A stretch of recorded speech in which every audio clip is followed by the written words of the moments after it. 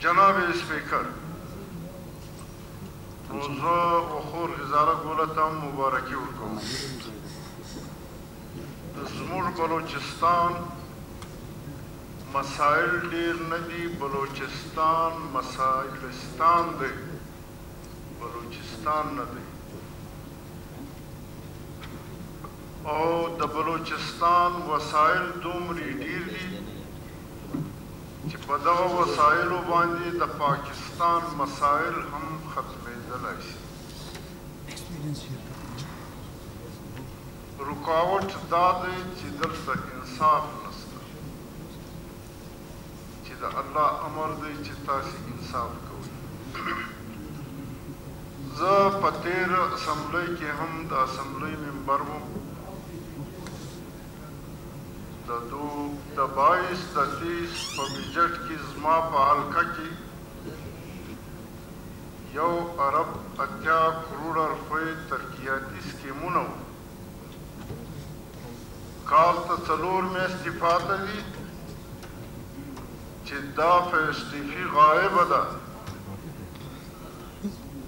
یو کار پر مخ نه دی تللی، نه یو ټنډر سوی دی، نه PC1 تیار دی. 4 میاشتې پاته دي.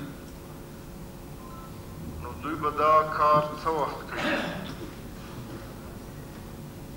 خلک شکایت کوي چې له موږ څخه میډیکل کالج 10 کیلومیټره لرې دی. زما په حلقه کې پرایمري سکول نشته، داسې تحصیل شته چې هاي سکول کې نشته، او داسې 120 کیلومیټر لرې پوخ سړک دی، پر مخ سړک نشته.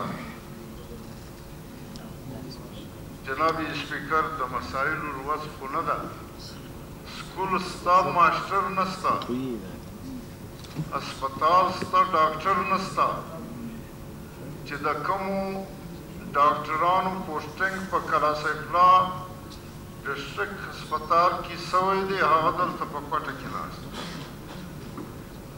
او د پرایویټ کلینیک لپاره هلته ډیوټي ورکوي. دا تفصیلات به موږ وروسته غږېږو. نن د مبارکۍ ورځ ده. موږ نیک خواهشاتو توقع لرو چې پر فلور باندې موږ ته د وینا انصاف میلاو شي، او زموږ د مسایلو دپاره حکومت زموږ سرپرستي، رهنمایي او سلامزایي وکړي. وما علینا الا البلاغ.